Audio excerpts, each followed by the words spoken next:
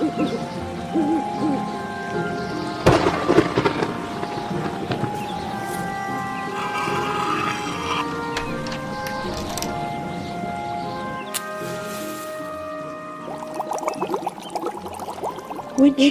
and Weird podcast.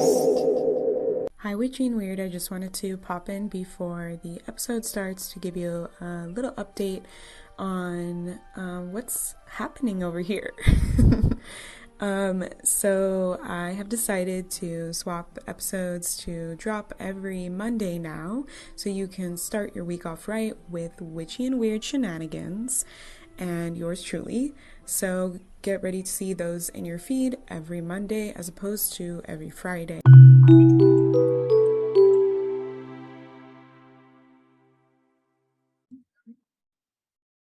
Hi, Witchy and Weird. Today I'm here with Erin Monahan, pronouns she, her.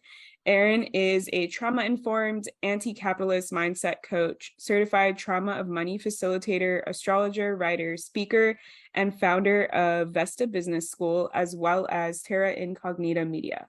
She's a feminist killjoy, proud slut, and podcast host of Off the Deep. Erin helps anti-capitalist spiritual entrepreneurs heal their relationship with self-worth, money, and resources so they can cultivate financial well-being without compromising their integrity. Hi, welcome. Hi. Thank you so much for having me, Riv. This is such an honor, and I'm a longtime listener, so I'm really excited to be here. Hey, I'm excited too. I think I've been seeing a lot more people stepping into these types of roles where I help people end these types of mindsets or step out of capitalism or realize they're not the problem and it's other systems. And so I'm really excited that you're here. I love having all the conversations about this stuff. Yeah, absolutely. Yeah. And before we start and get into all the questions, if you could tell the listeners kind of your story, how did you get to this place? And what it's like for you currently in your business and all that kind of stuff. Yeah, totally. So I also want to share before I start that I am based in so-called St. Louis, Missouri, and it is the stolen territories of the original stewards, who are the Osage, Miami, and Oceti-Sacoan peoples. And it's important for me to acknowledge this and just contextualize myself in this place, and to point out that that colonization is ongoing. And so as a white person, I want to acknowledge where I'm at and how I'm entering into this conversation. And then of course this is going to be interwoven into this conversation around money and capitalism and all those things too as we get into it. But yeah, I've learned from Indigenous educators, friends, colleagues, that people like Larissa Nez and Jolie Varela. So I just want to give credit and acknowledge them too. Especially, Jolie Varela, who is the founder of Indigenous Women Hike, who has deeply influenced my work. She has taught me a lot about, or nearly everything that I know about, ongoing colonization and the responsibility that I have as a white person to address and confront ongoing colonization and not think of it as something that happened in the past, but that it's something that is ongoing. And especially when we're talking about doing business from an anti-capitalist approach, this is something that we consider through and through, doing business on stolen land, and just to confront that on the daily. And one of the things that I learned from Jolie is that something that we can do that's tangible is to donate. And I just want to share this in case, maybe this is stuff that you already know, or that the people that listen to this podcast already know, but something that I've learned from Jolie that's a tangible thing we can do is to donate a land tax to the original stewards of the land that we're on, or an organization, an Indigenous organization or group that is local to where we're living and where we're at.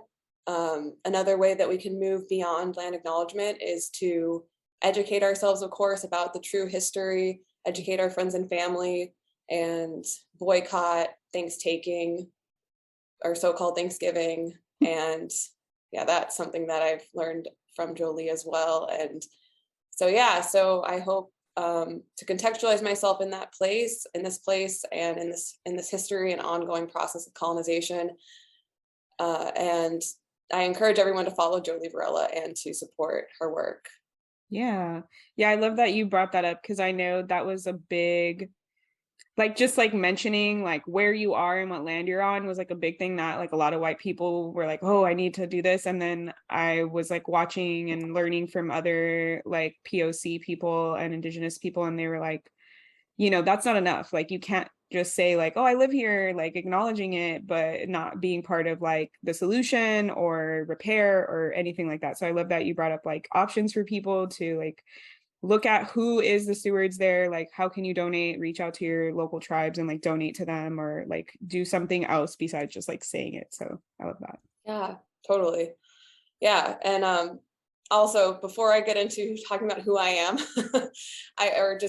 how I got into this got into this work, I want to acknowledge that everything that I know and everything that I've learned, the big influences of my work are Black feminists and anti-racist educators, people like Erica Hart and Ebony Donnelly, and Black feminists like Audre Lorde and Angela Davis, Bell Hooks, and Toni Morrison. So, and I want to also acknowledge Kenya Budd, who is an equity and inclusion consultant who's based in so-called Portland, Oregon. So these are all people that have taught me everything that I know. And like when it comes to systems of oppression or the work that I do, their education and influence is present in my daily life and in my work as an entrepreneur. So, and Toy Smith, definitely want to shout out and give credit and acknowledge Toy Smith, because who I'll talk about more later, like her work definitely influences my work around doing anti-capitalist business. So yeah, I just wanted to like name those things too, that I'm not coming into this conversation as somebody who just came up with these things on my own as a white person. This is stuff that I've been taught and that I've learned, and want to always give credit where it's due. Yeah, I love that. And those are all like amazing resources for people to follow. Like if they have their own business or if they're trying to like decapitalize or unlearn things, those are great. I love Erica Hart. I love that. Yeah. So much good stuff. Yeah. Oh my God, I know. Their podcast, Hood Rat, From Hood Rat to Head Rat, is like a treasure trove of information. But yeah. Awesome. Yeah. Thank you. Yeah. And so I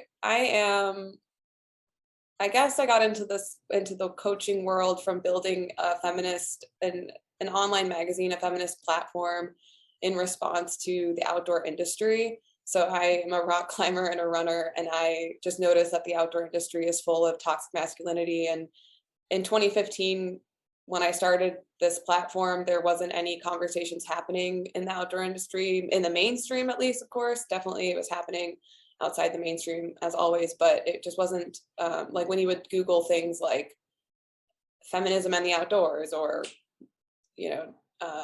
justice, environmental justice in the outdoors, that wasn't a really big conversation happening in the mainstream. So I was really having a hard time finding people who were talking about the things that I wanted to talk about. So I started that platform. So it's called Terra Incognita Media.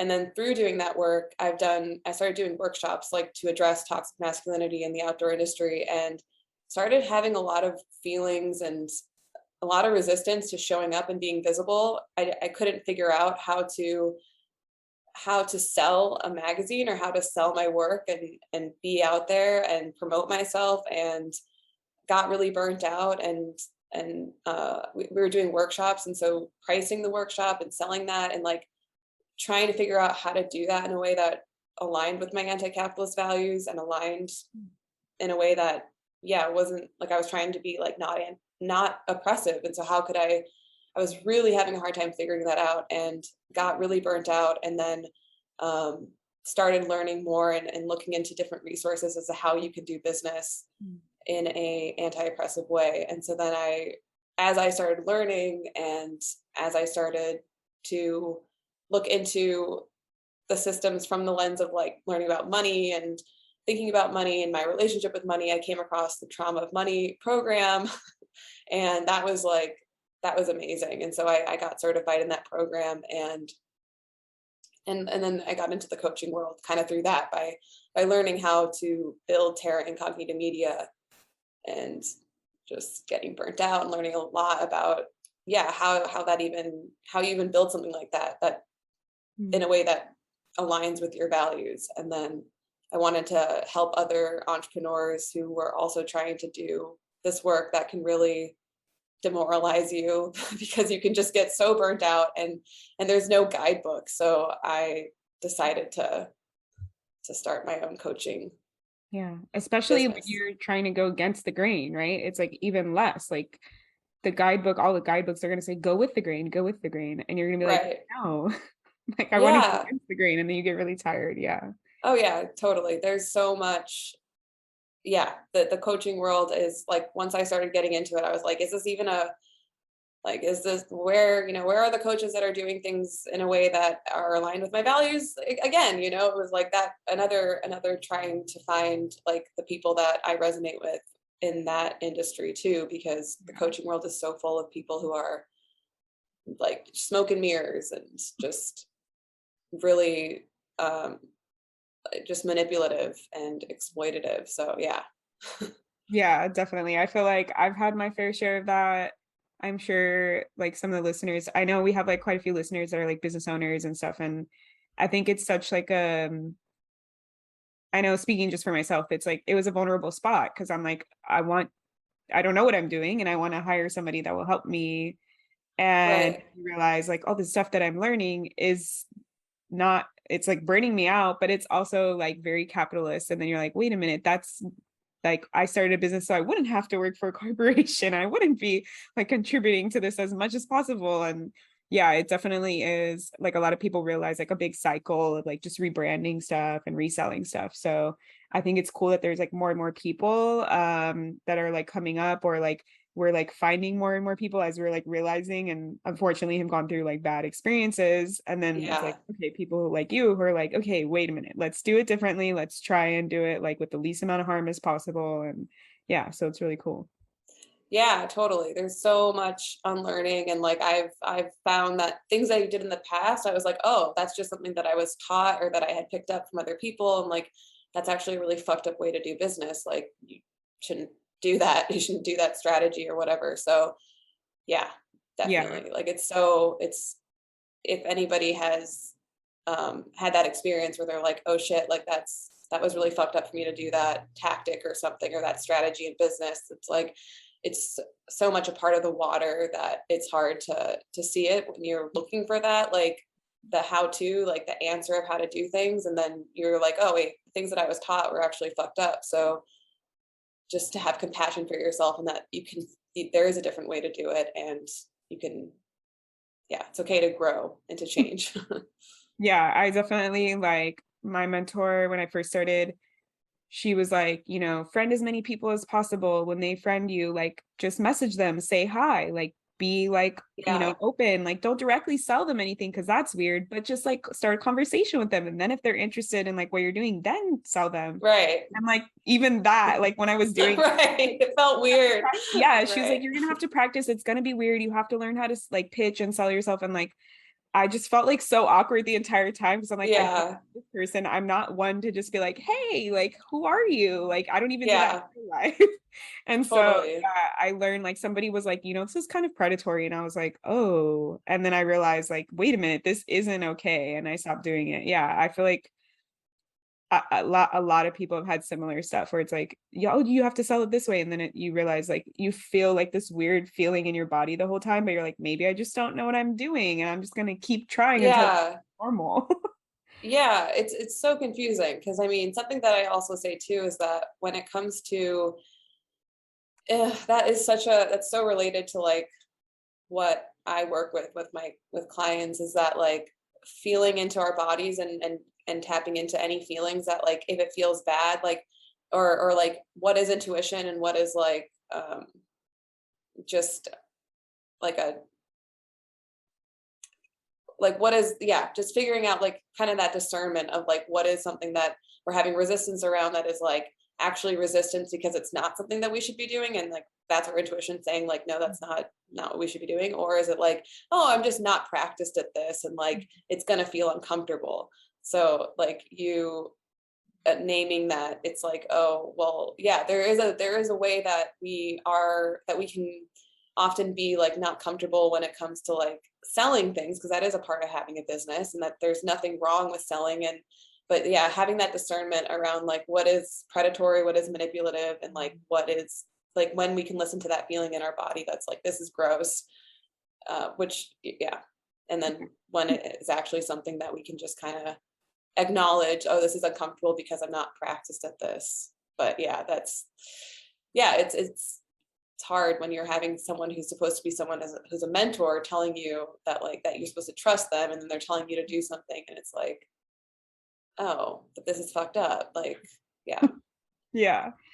Yeah. So, okay, before we like keep going into that, get back there. Yeah. So we wanted to talk about like money trauma and stuff, and you talked about like getting certified in this kind of work. So what do you like define money trauma as, or how do you work with it? Like, and then kind of like, where can we get it from? How do we learn to identify it? I know that's like 3 questions. So yeah.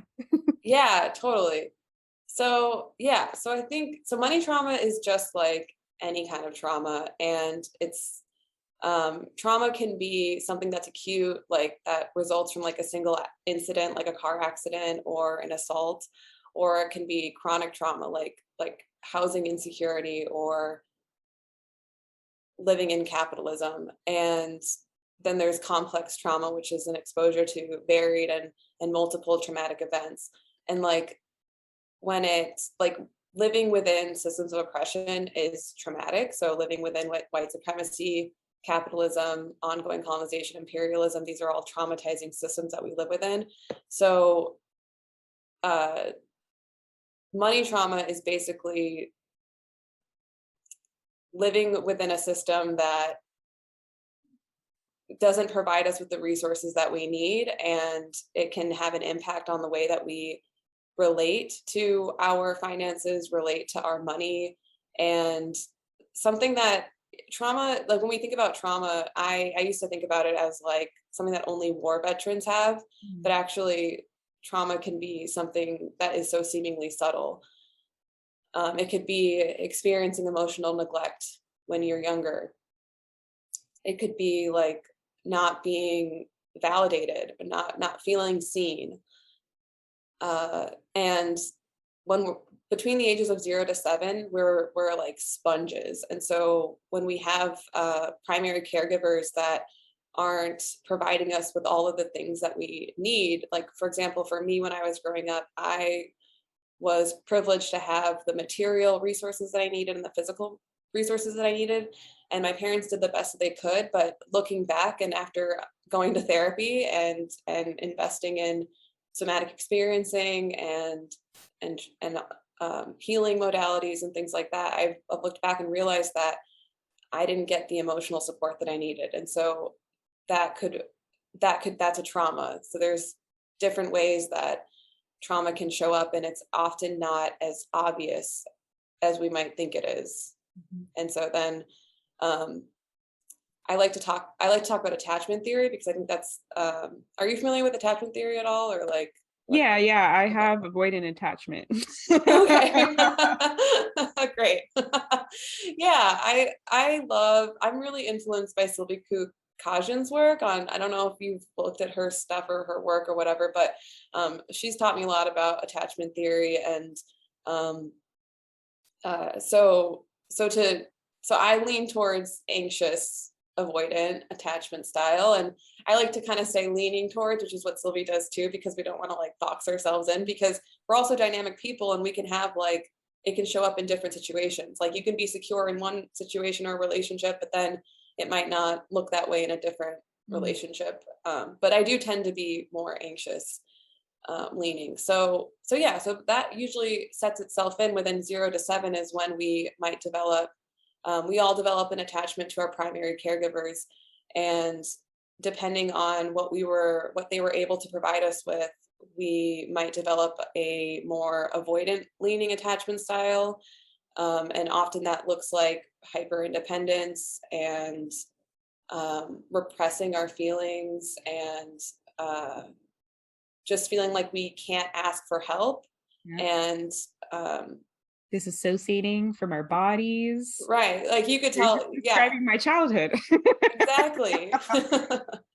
Right. And what people might call being parentified for some folks. And then also then you have the like people who are like me, who lean towards anxious attachment, who feel very dysregulated or insecure when there's not like constant attachment physically. Like if the person leaves, if your parent leaves the room, if the parent leaves the room and the child is going to feel completely at a loss and terrified and scared, and it results, an anxious attachment style results from the parent not always being there. Like sometimes they're there, sometimes they're able to meet the child's needs, but then sometimes they're not. So there's this kind of like insecurity that can develop around that, where it's like the child doesn't know, like, is my parent going to be there for me, or are they going to dismiss me? Are they going to validate my feelings? Are they not? Or are they physically going to be there? Or are they not going to be there? So yeah. It can And also then be like if it's like inconsistent too, like I don't know how they're going to react today versus tomorrow, and so I'm anxious about like what's going to happen. Like, will they yell at me? Will they be proud of me? right. Yeah, exactly. Yeah. And so then the way that if we can apply, I would recommend everyone look into attachment theory more, but the way that we can apply that to money trauma is that might look like not wanting to look at your bank account. If you are like being avoidant towards your finances and just, like, I'm not going to look at that bill. I'm going to pretend like it's not there. I'm not going to look at my bank account. Or anxious leaning folks like me might check their bank account all the time, or they might be in their head like very feeling like hyper vigilant around their money and always worried about it, and just in a spiral of like thinking over, like hyper activity in their brain, and thinking about it constantly, thinking about their money constantly, and worried about it. So a hyperactivity versus like almost like a hypoactivity. Yeah. Yeah, I definitely feel like I have like some anxious stuff in my money. Like I'm always like thinking, okay, if I spend this and I make this money and I do that and then do that. And I think it's also really hard for people to not be in that if they don't have like the resources, right? Like if they don't make enough money in their job, or like they don't have a job, or like different things like that, then you're like constantly Yeah. like, oh, I need to move this over, I can't buy this because I need to save for this. And so it makes it hard to like break out of those cycles, I feel like. Oh, absolutely. Yeah, totally. So okay, so there's more than just the two, right? There's avoidant, anxious. Isn't there like two other ones? Yeah, there's secure and then there's fearful avoidant. So Okay. fearful avoidant is kind of like I kind of imagine it as like a mixture of the two. And secure would be like, you got your needs met to the best, like for the most part growing up, and you can respond to stressors in a way that it doesn't completely throw you off if there's some kind of a stress, or like usually if there's a conflict with someone, you don't like your world doesn't come crashing down if that were to happen. Yeah. So then I think you pretty much described like, so this would be like good for people to see like, okay, so how do I feel about my finances? Do I tend to like avoid them? Do I tend to like overthink them? And then what do you do like once you're like, okay, yeah, I think I'm like anxious attachment for like my finances? Yeah, so I wanted to make sure that I hit some things, so I took notes, if that's all right. I'm just Yeah. gonna make sure that because I just want to make sure that I hit some things. I know that so a lot of this can show up, like money trauma can show up as it it could be like overspending or underspending, and that's something that I think for me um really ultimately when it comes to healing our money trauma, it's just being aware of our habits. So there are two main things that I wanted to hit on. So let me just really quick.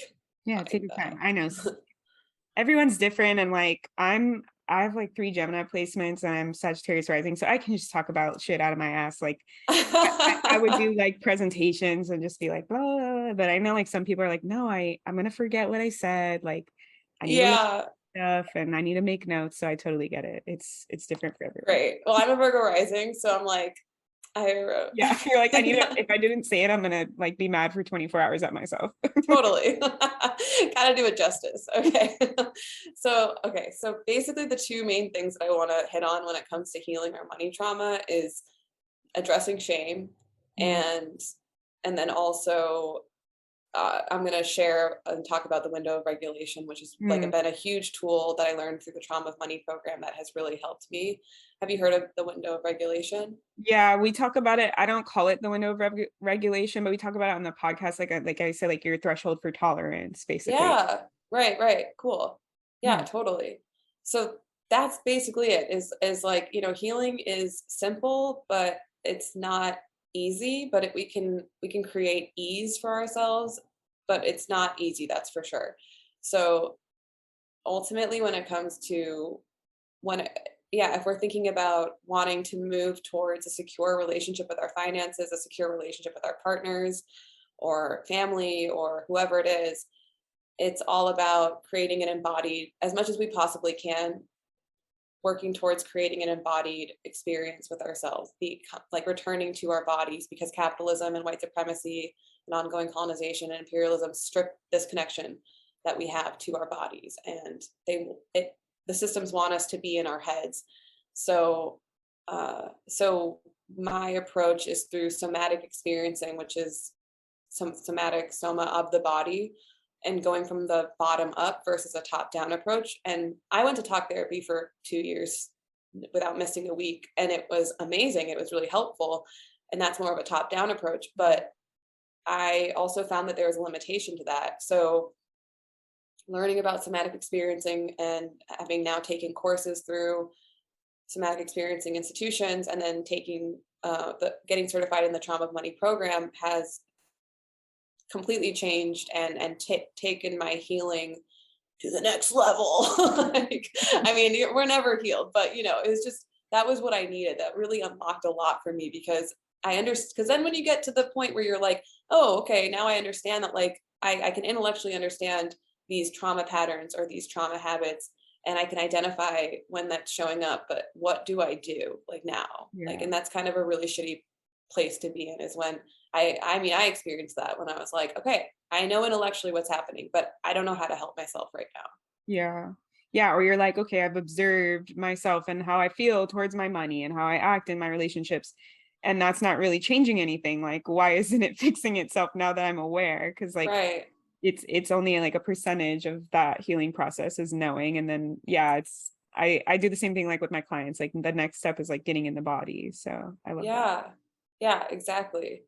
And it is a lot of feeling shitty at first when we're like just trying to, even the fact that you're just, you know, if you've never even thought of having money trauma, even just becoming aware of it can be such a huge thing. And so just making sure you're going slow and taking care of yourself and allowing yourself that process, because it's not overnight and it's all life, you know, like any other, it's a healing process. So it's going to be a lifetime process. And it really, I thought that once I got to a certain point, I would start feeling really great and awesome and all my problems would go away. And that's not the case. Like, I don't, and I think that's also, that goes into the idea that happiness is something that the Trauma of Money program also talks about, how the society that we live in is obsessed with the idea of being happy, and that happiness is this like end all be all. And if we're not always happy, then there's something wrong with us. But really, that's part of what's keeping us on this, like the rat wheel of like, or like on this chase for dopamine, is that we're always looking for that next high or that next hit. So we'll for me, I would deal with my depression by going shopping or something like that, because I'm like, there's something wrong with me if I'm not feeling good, or there's something wrong with me if so I would go shopping, and consumerism and capitalism makes us think that if we buy more things or if we spend more money, we can find the solution to our problem. And that is the trauma of money too, is that the way that it shows up, going back to what I was saying about overspending, is one of the ways that it can show up is by feeling depressed or feeling sad or feeling anxious, and seeking out a way to fix it, quote unquote, by spending money on something. And then I would always have buyer's remorse, and then hopefully could return it if it wasn't an online purchase. But yeah, that's our brains trying to get the hit of dopamine. And there's nothing wrong with that. It's just that it's totally natural, but our society keeps us in this very dysregulated place where we're either, the hyperactive. A lot of us are operating from a hyperactive place most of our lives, or hypoactive and we're shut down, or we can definitely fluctuate between those two extremes. And something that we want to do is to help ourselves as much as we can to be in that window of regulation and in that place of groundedness and calm, and find a way to make more cognitive discerning choices from that place versus in this hyperactive state, which might cause us to spend our money on things that aren't really the best for us, maybe, that for the long term, for our long-term financial well-being and health. Yeah, that was a lot of different things. No, that's fine. So I know. Yeah, I think I kind of realized that too, that like I think I mean what you're touching on is like it's all intertwined, it's all interconnected, and that's why it's like a lot of pieces moving at once. Like the whole like consumerism culture, it's like, we're, like you said, we're taught like buying things will fix our problems. Like we see that like a lot in the self-care industry. It's like, oh, you're not taking care of yourself, buy a face mask. Like, right. And it's like, that's not gonna make my depression go away. Like it might skin feel nicer, but that's about it.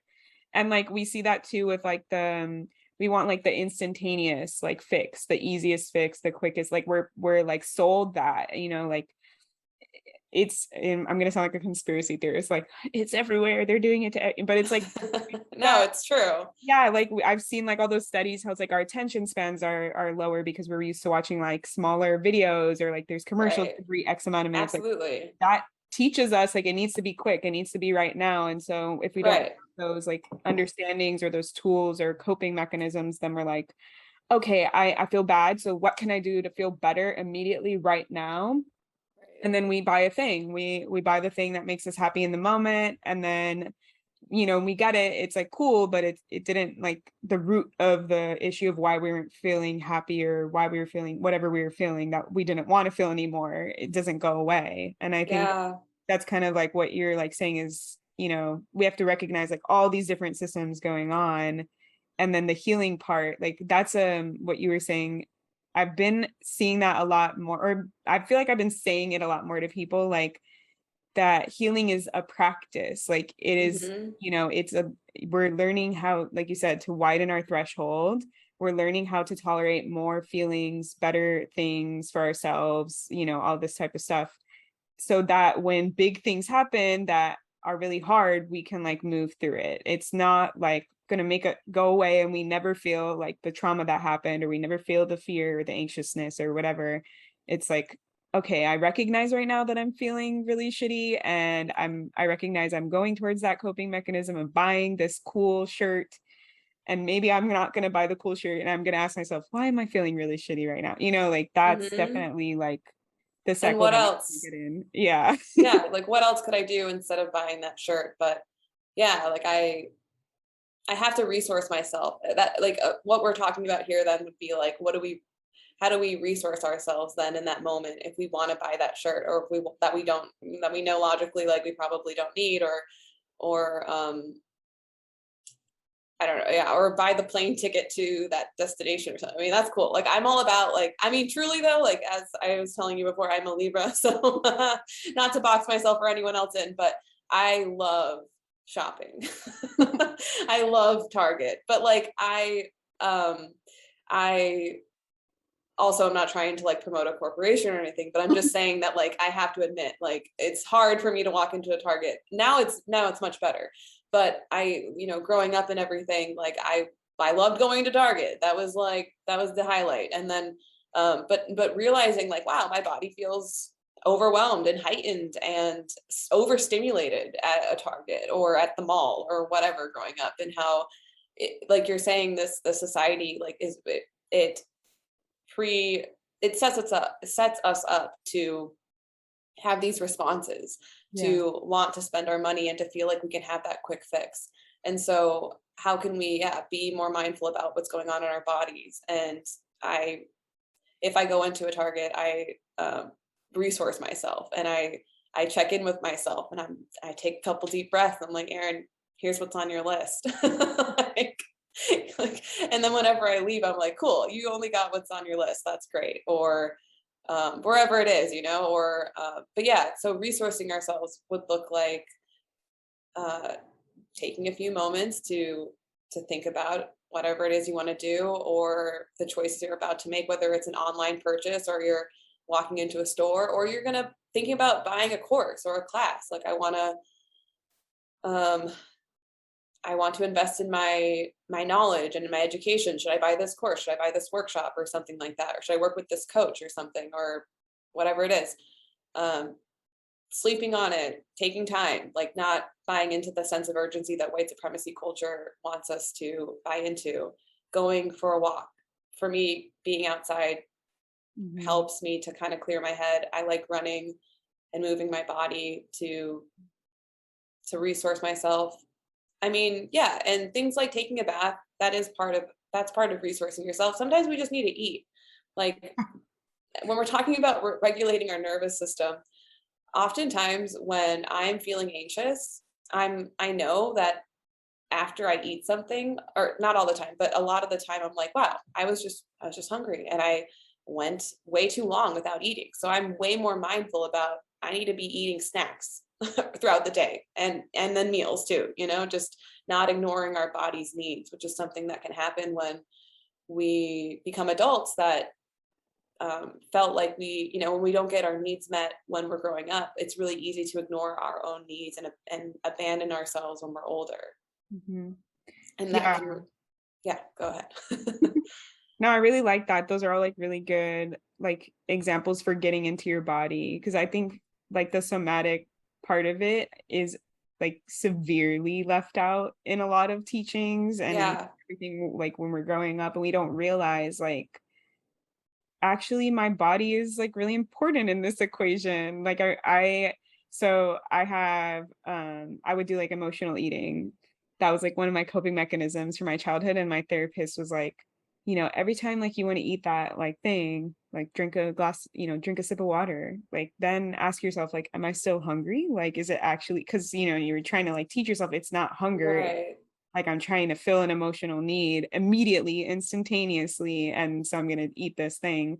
And I think that type of like that simple like example kind of is like exactly what a lot of people are going through and what we're talking about. It's like, do I need to buy this right now, or could I tap in with my body and see what's going on in my experience? And I love that you brought up being overwhelmed in a store, because I think we take that like for granted, like that probably like a lot of people are overwhelmed all the time by a lot of things going on. Or we had like a fight or flight trigger response, and then we had to like go to the grocery store anyways because we still need to get groceries even though we just had a fight with somebody or something. And it's like not realizing that we're like overwhelmed.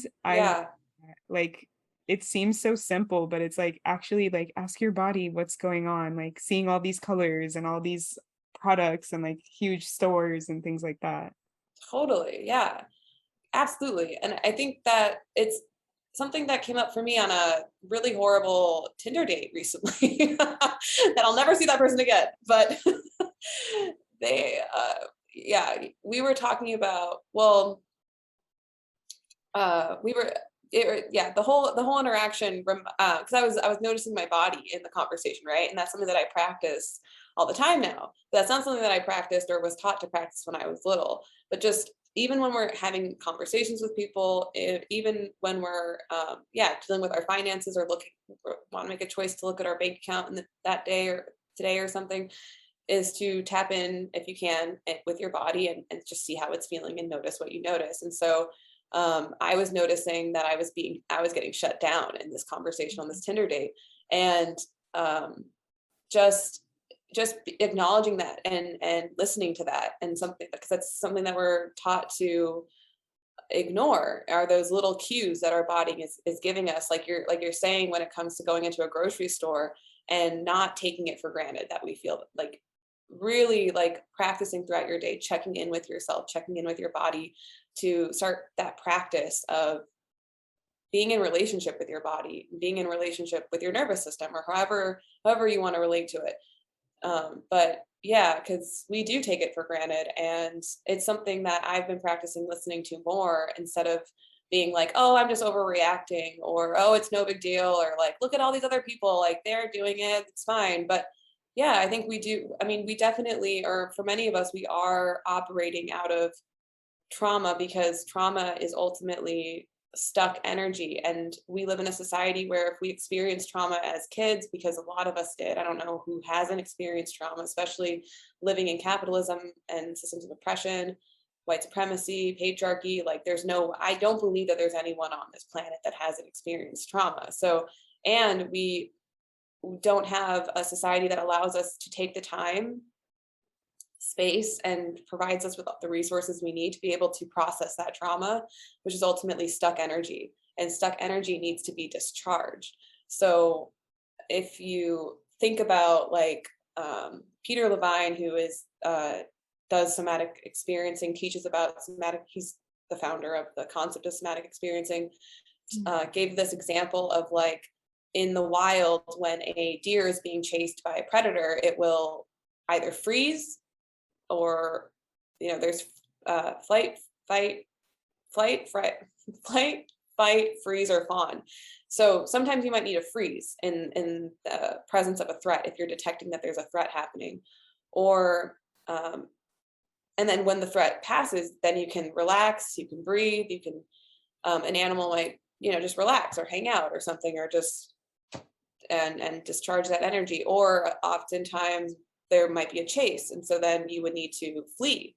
But in that movement, in that fleeing, in that running, like that's the discharge of energy almost, is that there's like this the animals are able to move through that move that energy so it doesn't get stuck, is the example that he gives. So for us, if we can apply that to ourselves, like we're operating in a world where we're not able to release that stuck energy. And so whether it was something that we experience as children, or something that we experience chronically throughout our lives, like housing insecurity, or sexism, racism, transphobia, like these are all things that are constantly traumatic. So if we don't have the time, space, and resources and the knowledge too, because we might just, even if we do have the time and space, no one who's going to tell us that this might be happening, who's going to help us, guide us through that process of healing, because healing happens in relationship.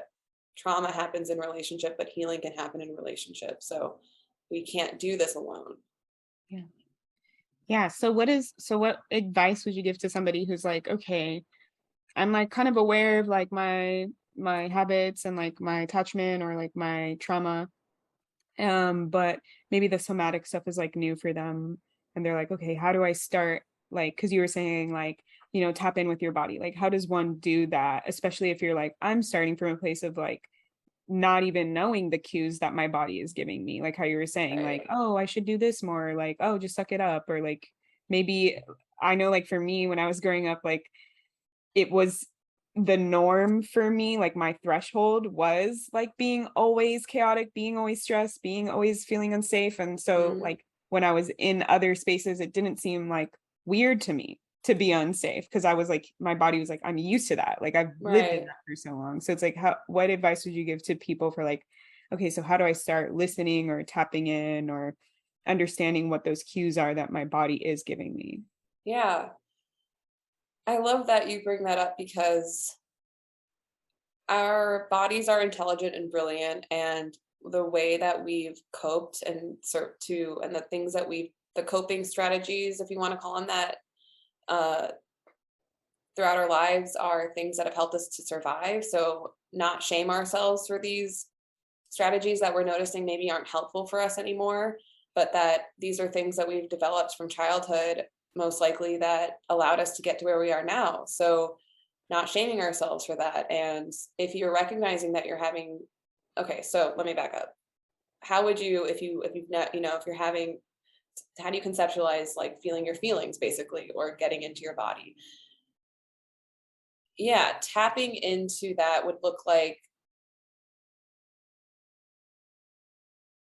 I guess I would conceptualize it as like dipping your toe in first. Like, you don't want to completely overwhelm yourself. And if you are in a place like you're at, or like not that you're there now, but that you were saying this was like you're in a hyperactive state, like myself as well. Like I was definitely there for a lot of my 20s. And it's going to happen very slowly. So even just like, because we live in a society that is so in our heads, that's maybe the first step. Is the best way to kind of enter into this is to just start thinking about it, like considering, just taking the first step to consider that you have money trauma, and wondering about it and thinking about it and thinking, where would that be showing up in my life? And then when you're maybe paying a bill, seeing if you can tap into your body for a minute. I mean, yeah, that's a very vague phrase, like tap in, but where in your body, like, does it feel like, what's the temperature of your body? Do you feel hot? Do you feel cold? Does your heart rate go up when you're paying the bill? Are you getting choked up? How's your breathing? Yeah. Take note of your breathing. What kind of thoughts are you having? Are you thinking to yourself, God, I hate paying bills. This is so stressful. I'm so bad with money. Like, this is going to put me back this much, or I don't know, whatever. Those are sometimes thoughts that I have, I don't think I'm bad with money anymore, but I used to. But yeah, so just getting really as in tune as you can with what your body is experiencing, what your mind is saying, the narratives or the scripts that might be playing. I mean, oftentimes for me too, like going to the grocery store and checking out at the grocery store would cause me a lot of stress. Like I wouldn't, I started the practice of kind of counting the things as I would go through the grocery store, like adding up the amounts of the things in my cart before I got to the register, so that it wasn't such a shock when it would be like $100. And I'm like, how did I got 10 things? Like, but just adding the things up as I go to like relieve the stress of like the dun dun dun of like the amount of money that is rung up. And so in that moment, noticing how you're feeling as you're shopping, just noticing the thoughts you're thinking, and what's your body's response to the things that are going on throughout your life, and dipping your toe in. And then if you need to, I wanted to mention, as you were talking about that kind of hyperactive state, and that was how you felt comfortable, I think is what you said, or yeah, that's what I was like used to. It was comfortable to me to like things were to be in a chaotic, like unsafe environment, like that. I got that on lock. I've done that for 18 years, so then when it's like comfortable, I'm like, what the heck is this? There's something wrong here. Oh, right. Like when things don't feel chaotic, and it's just kind of like, totally. Right. And yeah, absolutely. And like how do you trust that? How can you feel secure in that and not, I definitely relate to that. But sometimes it might feel safe to go back to that like hyperactivity, like, oh no, I have to always be doing something. Because I mean, also want to like mention the Nap Ministry, which is always talking about resting. Trisha Hersey, the founder of the Nap Ministry, always talking about resting, always talking about taking a nap. And I have a really hard time more so before I did this work, by like really taking in her words and like just the idea of resting or not doing things, like what does that look like? But not guilting yourself or feeling even more shame that you can't rest, or that it feels hard or scary to rest or to take a break, but honoring yourself and where you're at, and knowing that's part of it, is that if you need to, sometimes it's just developing the awareness first that you might be using a coping mechanism, and that's okay. Like they're there for the reason, or for a reason that can be serving us too. Like it's not that we never want to use our coping mechanisms, because they're there for a reason, and it's totally natural to want to dissociate in this society, or to want to just be doing something constantly, because I mean sometimes we have to in order to get through whatever it is that we're experiencing. But if you are recognizing that you're in a safe place and that there isn't an immediate threat of danger, then dipping your toe into that area of like, maybe I can just rest and do nothing today, or maybe I can feel into my body, because I know that that's really uncomfortable for a lot of people and can be really scary. And feeling your feelings can feel like such a weird, vague thing.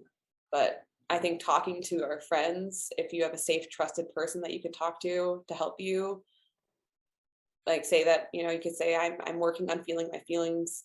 Can you be my accountability friend or person or something? Or, but yeah, I think starting with like the awareness and the headspace could be a great entry point.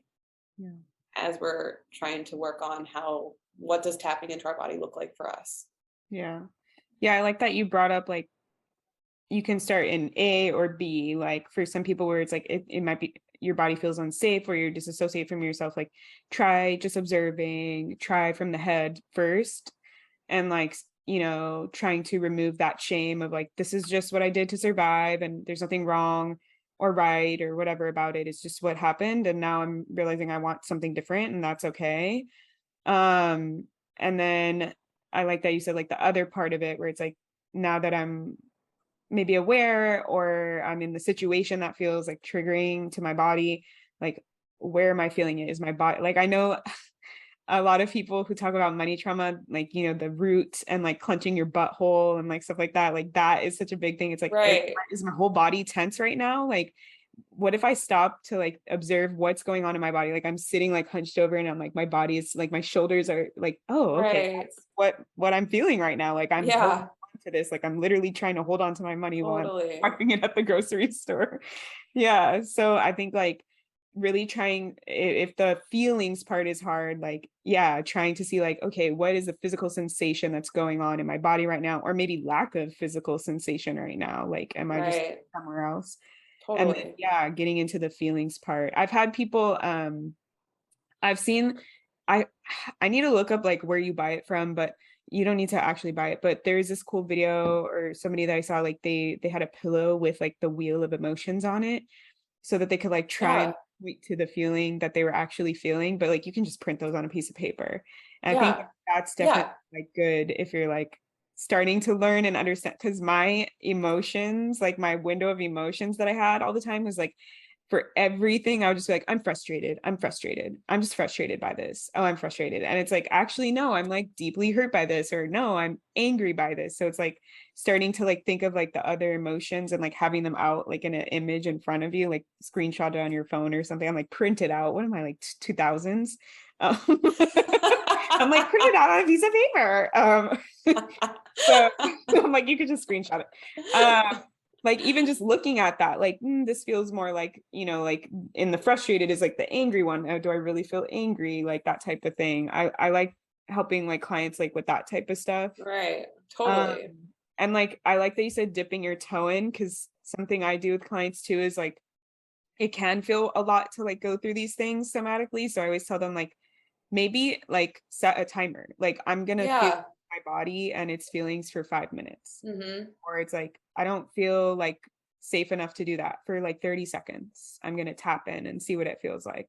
And then I can go, like you said, it might feel better to go back to the one that we know. And then you can go back. So it's like teaching yourself going a little bit at a time, like 30 minutes and then, or 30 seconds, and then go back to how I normally do things. And then next time, maybe I can do 45 seconds. And then you're like widening that like threshold of like, oh, okay, like that wasn't so bad. Now I think I can like spend like 20 minutes in this state or whatever.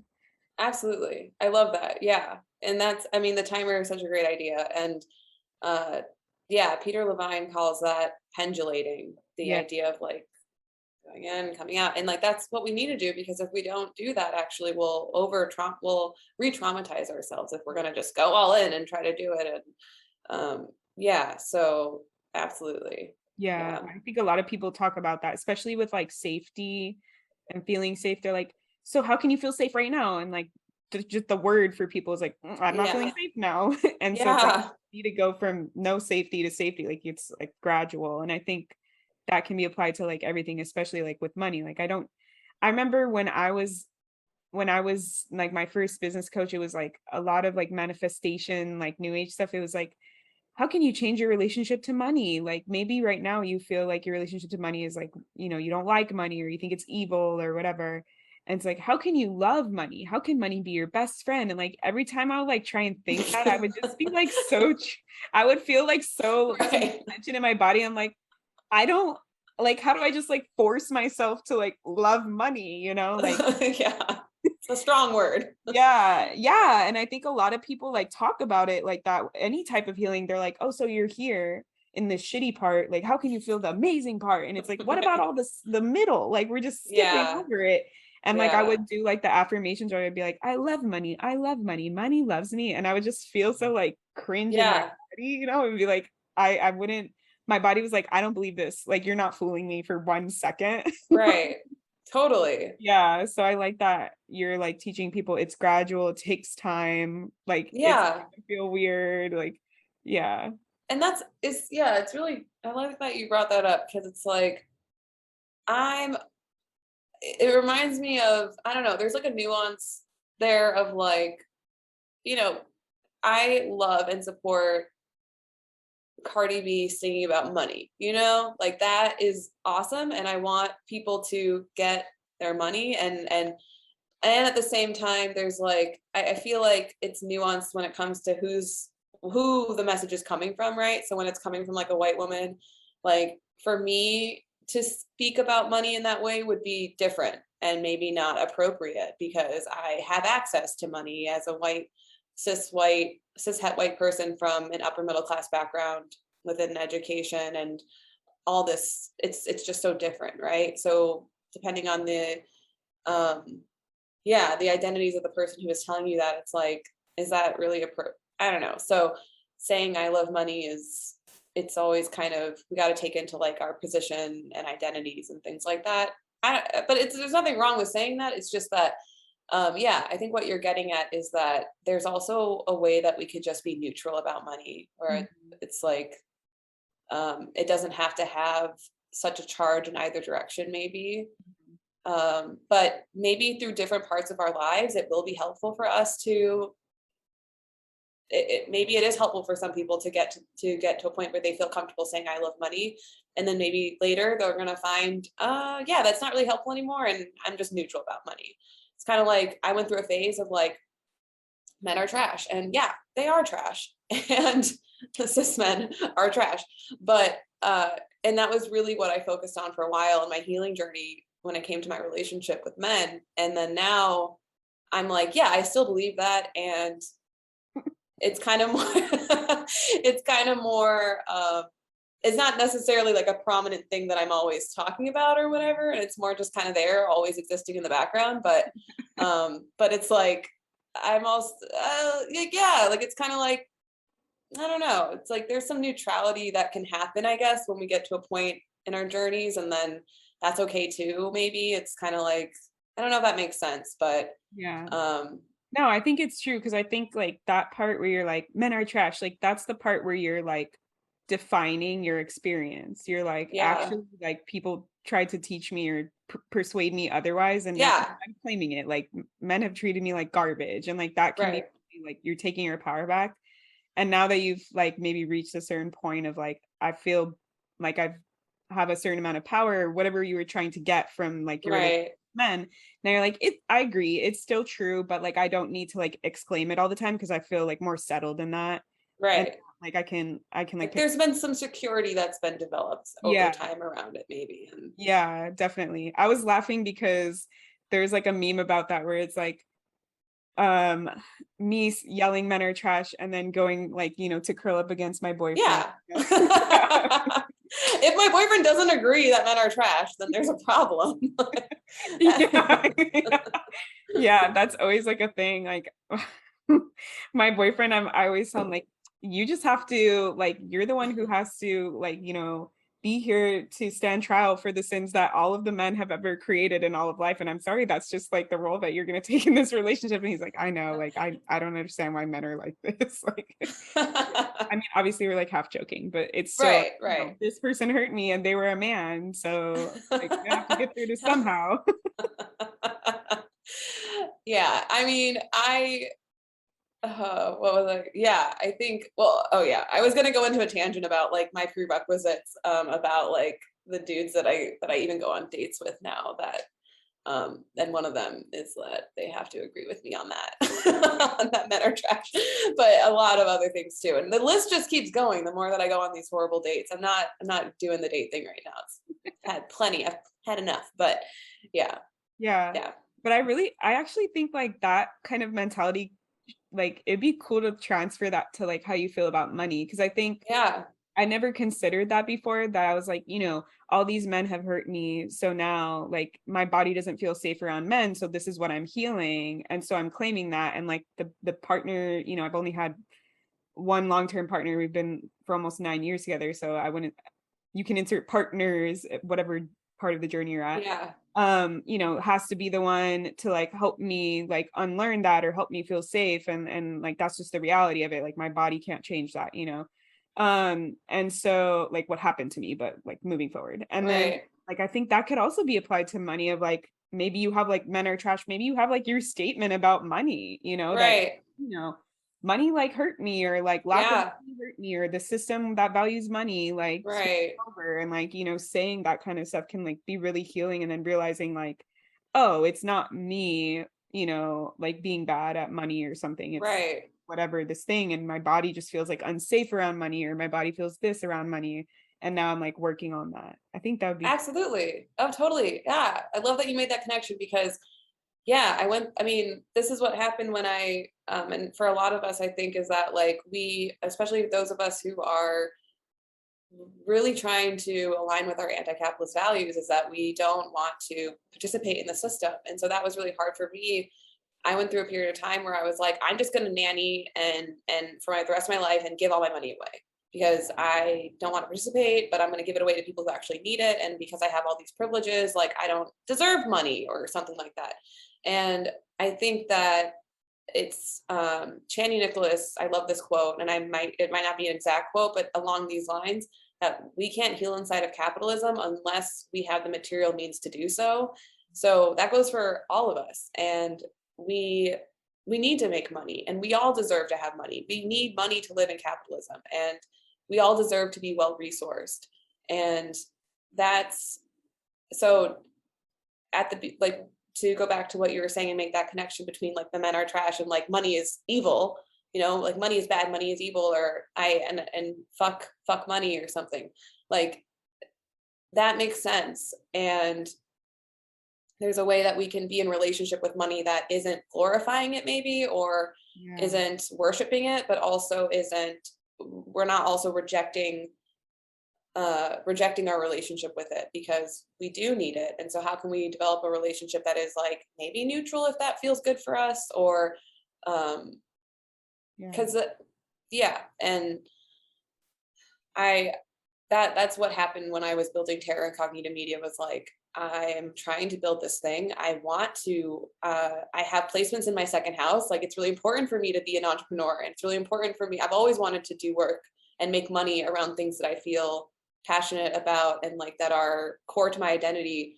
But it's really hard for me to figure out, how do I do that and make money in this capitalist society? And I would reject money in a way without blaming ourselves too, though, because, you know, of course, these are systems that are influencing our thinking, and it's not the individual's fault for our financial situation ever. But yeah, so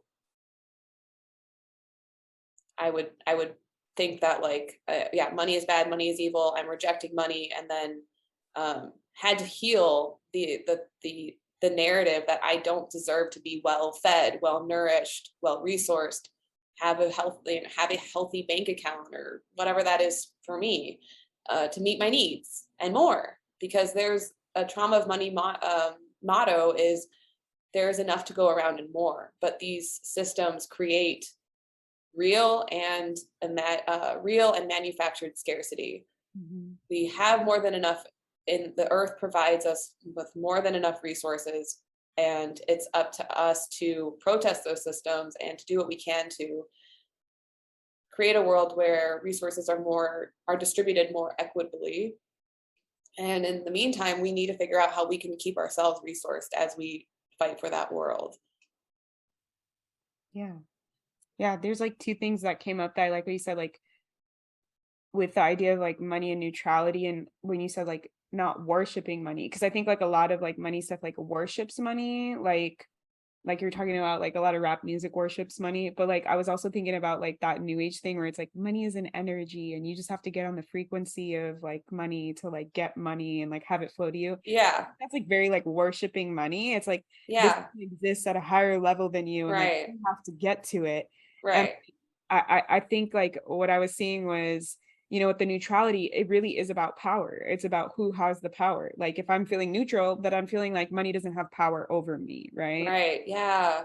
And I like that you were saying like not worshiping it, because that's like giving money more power than you. And like maybe it's about like changing the power dynamics. I don't know. I think like looking at it from that perspective of saying like I want to change the power dynamics between me and money, where like I'm and Mm-hmm. I know like still acknowledging, like you were saying, like all the systems that we exist in, like there is stuff, Right, like maybe there is more power and I won't have access to that power based off right. like your economic background or my ethnic background or things like that.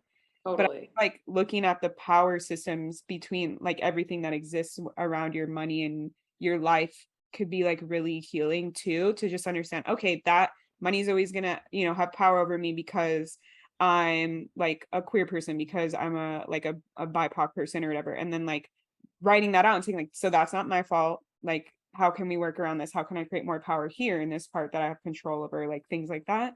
Like I was totally that, like that could totally be like a different format, because I think even the neutral idea, people are like, how do I get to a neutral place? But if you like put like okay, I'm here and money is here, so how do we make the power scale like a little better? Right. I love that. Yeah, absolutely. That's so on point. And like that makes me think about going back to this idea of being in a relationship with men. Because like that was something that I worked through in therapy a lot, was like, how do I feel? I feel like I have less power than my partner. And this and just in encountering cis men in general in the world, it's like, how do I feel like my therapist was like working with me on figuring out like how I can reclaim or access my power in these situations that I wasn't recognizing I did have power in. And it's interesting and kind of tricky to describe and talk about, but I think you just did a really great job of that. But that it's not, because it can almost lean into like, oh, I don't want anyone to gaslight themselves and be like, oh no, I like, there are situations where we don't have power in certain situations. But when I think about my relationship with my ex, cis dude who was safe and who was someone who really cared and was a safe person, and I trusted them, like in what ways there were ways that I had power in that situation and I wasn't recognizing it. And so I think when it comes to our money, there are ways in which we do have power when it comes to our money, but we might not be recognizing it, not to any fault of our own, but just because we're conditioned to behave, or we have these conditioned responses to things in our lives that are due to trauma or due to the systems that we live within. And so to come back to ourselves and to recognize the ways in which we might have power in places that we didn't realize that we aren't maybe recognizing. Yeah. It's like that whole like thing where like the elephant, if you like tie it to the post when it's a baby, then when it grows up, it has like it's strong enough to break free of the post, but because it grew up with the post there, it just never tries to, because it just like accepts it. It's like that type of thing. I've never heard of that metaphor, but yeah, that sounds applicable. Yeah. I mean, it's a real thing. Like they do that to elephants. Oh, I didn't know that. Yeah, sorry. Oh my Yeah, God. yeah, Totally. people who like use elephants for like, riding them for shit like that. When they're babies, they tie them to the post and then they're not strong enough. But when they're older, they're like elephants are hella strong. And it's like a Yeah. little like stick post and they won't like try and break free because they like think like, oh, I can't. So yeah. Oh my I'm like, God. it's everywhere. They do it to us everywhere. Yeah. Wow. Yeah, or like your brain, you can bite off your finger if you wanted to, but your brain like stops you from thinking that it's possible. But like to actually bite your finger is just like biting a carrot. That's what it feels like. But our brain is to like not do it because it would be like bad for us to bite our fingers off. Yeah, I just know all random facts like this, but That's fascinating. Yeah, I've noticed that there's like some power in my bites sometimes. I'm like, wow, that doesn't yeah, surprise me. yeah, it would be like as easy as biting a carrot, but like our brain is like, no, you can't do that, so Fascinating. yeah, those are some like weird science metaphors for people. Well, this is witchy and weird. It's on. Yeah. Oh, I love that. Oh, so the second thing was like when you're talking about Chani and like that we can't heal unless we have the resources, and how you were saying like when you were creating like Terra Incognita, it was like I don't deserve this. I'm pushing away like what the resources that I need. Like I was thinking about like this, I forgot who said it, but there was somebody that I followed that was saying, like they always tell you like to heal your money wounds or to heal your money trauma, like you need to like change your mindset and do all this stuff. And then they were saying, like sometimes like they said the thing that helped me heal my money wounds the most was like having access to money. Like, because Yeah, I could like see like this is actually what it feels like to be resourced, to have my right. needs met. And now I can Yeah, understand more or accept it or whatever healing needs to take place. And so I think it's also like really nice that you're like kind of like grounded in that reality too, that it's like we are shifting things and it's not just about the mindset, it's like the body and the resources and like taking into account like everything as like a holistic like image or whatever word you want to use. yeah, totally. Absolutely. Yeah. Yeah, that makes me think about another like relationship metaphor, but I won't go into that that tangent. But Yeah. yeah. No, I love that. I think this conversation like has like bridged a lot of gaps for me because I love how you keep bringing up like relationship to men, and like I think a lot of people could probably benefit from that, where it's like, how we do one thing is how we do everything. And so like if it's easier for us to Yeah. understand this facet of our life because we've done a lot of work in that facet of our life, or we understand it and then like apply Yeah. that concept to another facet of our life that we feel really overwhelmed or anxious. Like that's kind of how I'm seeing it, where I'm like, oh, these metaphors you're telling me about men, like, oh, instantly clicking, making sense for me. And I'm like, I could just apply that same thing to how I view money. Right. I'm like feeling nebulous and like weird about it, So I love that. Yeah. And that kind of brings me back to that whole story about the horrible Tinder date where it was like and I had to access my window of regulation. So for anyone, I guess I can kind of circle back to the window of regulation and explain it to folks who might not know it, even though it sounds like you talk about it a Yeah, we lot. talked about it a few times, but go ahead. Okay, okay. So folks differently, it might click better for somebody. Go ahead. Yeah. Okay. Well, the way that I kind of I conceptualize it is there's like a scale of 1 to 10. Is this how you do it? No. Talk Go about it. Okay. So there's a scale of 1 to 10, and on the 1 to 4, in the 1 to 3 range is the hypoactivity. So you're feeling shut down. You might not be able to like get off the couch, or just maybe you're feeling numb. It's hypoactivity. And then the 4 to 7 range is when you're in your window of regulation, you're feeling grounded, you feel like you are attuned to your body and your needs, and you can make clear cognitive decisions in that area. So the 1 to 3, and then on the other end, the 7 to 10 is when we're in the hypo or hyperactive states, and that's when our survival brain is activated, and the frontal cortex is offline when we're in a state of trauma. So we actually literally cannot make cognitive discerning choices when we're in these fight or flight, freeze fawn responses. So to try to budget your money or to try to think about the next step in your business, if you're in one of these extremes, the trauma triggered state, like that will not work for you. So you're going to need to, the priority if you're in one of those extremes is to work towards being resourced and to work towards getting as close as you can into your window of regulation. And then the 7 to 10 range is the hyperactivity. So you're like obsessively thinking about a worry or a stress, or you're just doing. You're feeling really anxious, so just really hyperactive and feel like you can't really come down or calm down.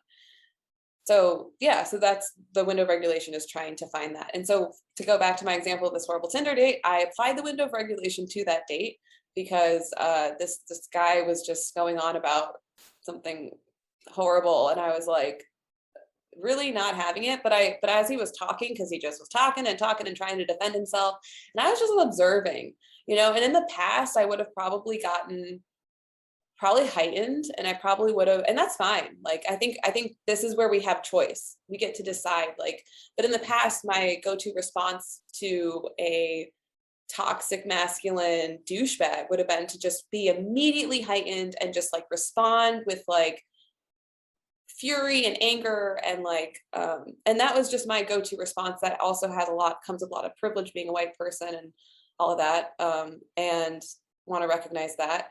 So as someone with a Mars Sun conjunct, like combust, like that was my go-to response, was just anger and fury. And what I realized in that moment was like, I could make that choice. I tried to resource myself as I was feeling my body get hotter, and feeling, also simultaneously feeling myself shut down, because I wanted to tap out. I wanted to like completely dissociate from this horrible conversation and the words that this guy was saying. And then I was just sitting there observing and thinking about it. I'm like, what do I want to do in this moment? And I was like, I'm going to speak out loud to him that I'm having this experience. And I just said, hey, I'm feeling shut down. And you seem to you're getting heightened. Like he was getting heightened in this conversation that we were disagreeing about. And then, eventually we just ended it. We're like, this isn't working. And then we like, well, he said, this isn't working. And then it was like, because he was just on another level of like hyperactivity and not in his window of regulation. But I was proud of myself because I was able to stay in my window of regulation, and I made the cognitive choice to keep myself. I probably was at like a 3 and then I got myself into like, I was like in the 3 or 4 kind of range, but I really easily could have gotten into the 7 to 10 range. But I was like, this isn't worth it for me right now. And this is a new experience for me to be shut down, because usually I get that hyperactive state, but I was okay with exploring that feeling of being shut down. I was okay with that. And even though I didn't like it. And I didn't appreciate that this person put me in that place, but it did tell me something. The feelings that we have and when we're noticing the experiences that we have in our body, it's all brilliant and it's all giving us information. And so the information I was getting was that this guy is not safe for me to connect with anymore. I don't want to connect with him. It's not a connection I want to make going forward. And in the future, I'm not gonna reach out to him. I'm not gonna try to pursue this relationship. And but maybe in the past I would have thought, oh, there's something wrong with me. There's something, like I did something bad because this person is having this reaction or whatever. But I sat with myself and I realized like my body is telling me something, and this isn't a situation that I want to be in anymore. And I'm going to honor that. I'm not going to pretend like it's okay that he's acting like this or that he's saying these things. I'm going to say I'm feeling shut down. And then he responded and said, this isn't working. And then we parted ways, and that was that, and just walked kind of in the same direction, actually, because our cars were parked. But it was an interesting experiment to just so how can we apply that? I think healing our trauma of money, like healing any trauma, it happens wherever we're at, like all the time, and these are skills, and it's a practice of healing that we can apply anywhere we are, that we can find ways to resource ourselves and to tap into our agency and power in ways that we might not expect. And that was one of them where I was like, I don't even like, because in the past I would have thought, oh, for me to have power in the situation, I have to have the last word, or I have to make myself big. And that's fine. Sometimes we do have to do that. There's no right or wrong way to react to situations where we're not feeling safe, or any, you know what's best for you in the moment. And but just in this situation, I was like, I felt pretty powerful to just name what I was feeling and to walk away and not respond to his text the next day.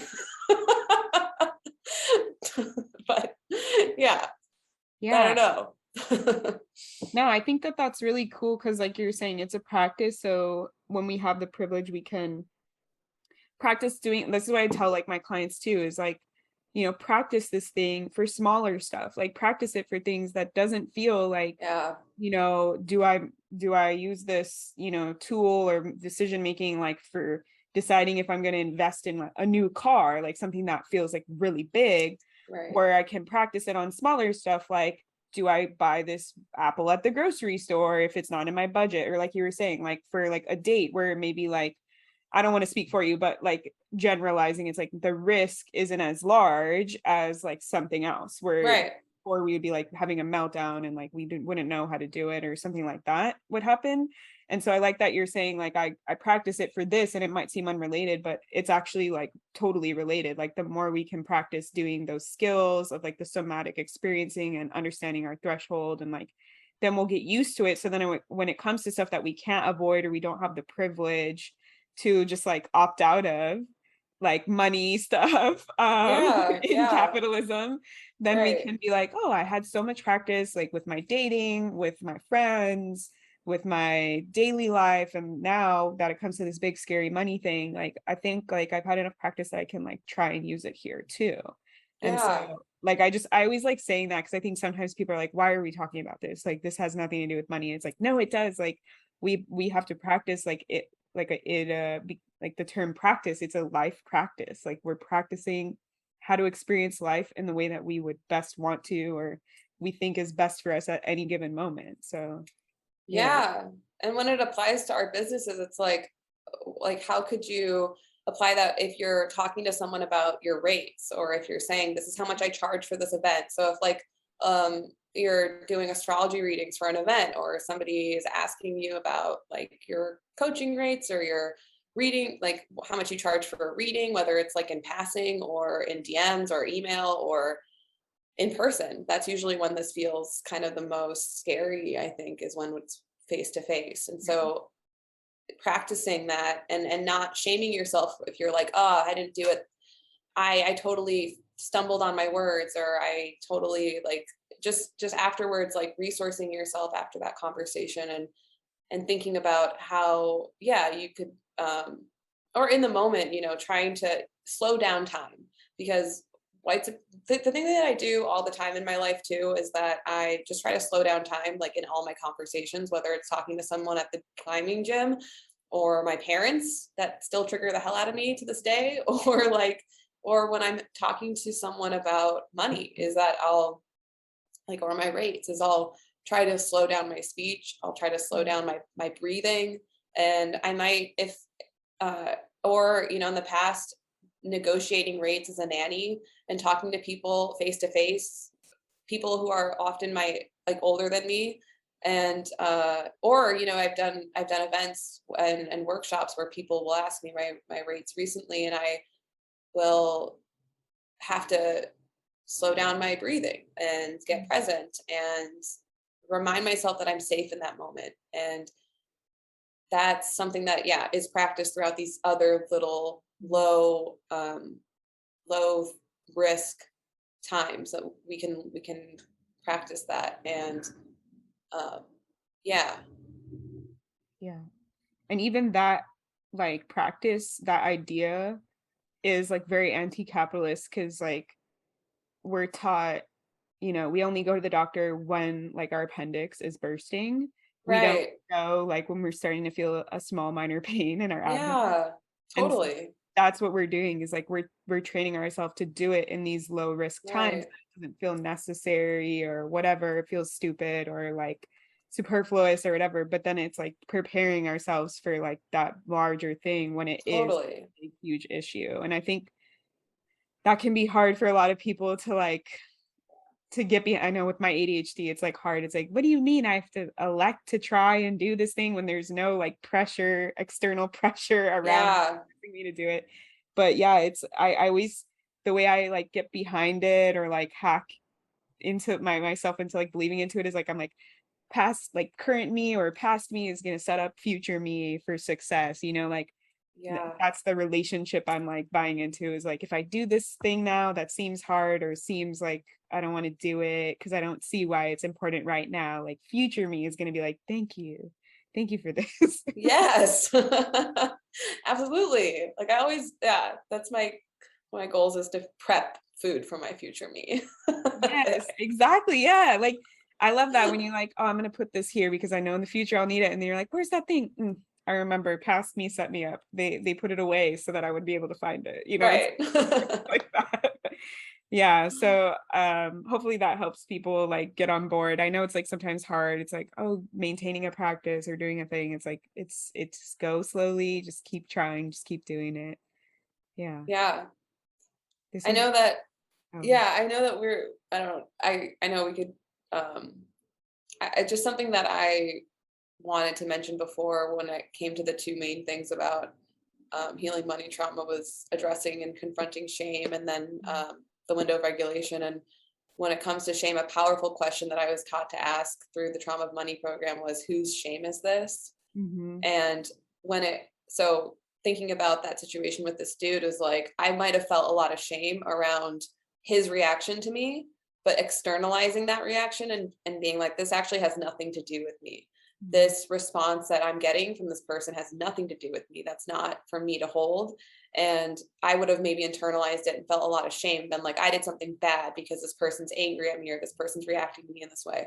When it comes to money, I know that I've carried a lot of shame around my debt. Like I racked up $14,000 of debt in credit card debt because of a lot of choices due to like investing in ongoing education or sometimes shopping. And now I understand why I made those decisions, and or a variety of things, like living in so-called Portland, Oregon, and having to make trips home to prioritize my family, to see them for holidays or babies being born and things like that. And so to not shame yourself for the decisions that you've made with your money, and to contextualize. I think contextualizing ourselves in the systems that we live within that make it really difficult for us to have access to the resources and the money we need to live our lives and to keep the connections we want to keep with people, to access the education that we want to have, and the resources like bills, like having our lights on and having air conditioning or whatever it is. So that we can ask ourselves, if we're feeling shame around our money or the choices we've made with money, whose shame is this? Oftentimes for me, it's not my shame. And I can think about all the decisions I've made that have mostly been out of things that I value or that I want. And then I realize that desire is based in something that, I can think about where that desire came from, and I can have compassion for myself if it's something that maybe wasn't for my long-term benefit, like buying $200 like of clothes, like and I don't wear. Like maybe I can have compassion for myself to the person who thought if I bought these clothes I would be taken more seriously as a coach. Or something. Instead of feeling shame about that decision, I can think, I understand where that came from. And then something that I know we don't have time to get into, but I absolutely think that inner child parenting or inner child work and reparenting ourselves is also a huge part of healing our money trauma. Yeah, definitely. I love that, like the shame, the piece. Like I always like, I do like a version of that too, where it's like the shoulds. I should do this. I should do that.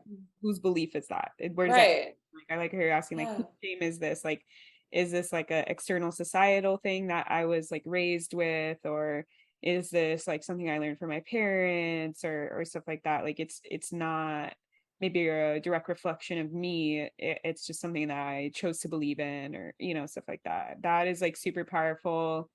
And like even like how you're talking about on that date, like it's not me, it's not a reflection of me, like maybe just what I had learned in the past, like especially if you're like hyper independent, then your like immediate thing is like, it's my fault because I'm the only one who's doing everything and I'm solely responsible for me and I can't let anyone help me, you know, like that type of, like when you can understand your attachment theory and like how that shows up in your life, then you can realize, oh, it's actually not my fault. Like it's just like, it's the reality of the situation that I don't have enough money for things, and you know, I shouldn't feel shameful for that. And the other thing that I want to bring up too is like the societal shame of like being poor, like the stigma of like being poor. Oh, you're poor, it's bad. Oh, you must have done something wrong with your life, or you're like lazy, like all these like negative like narratives about not having enough money.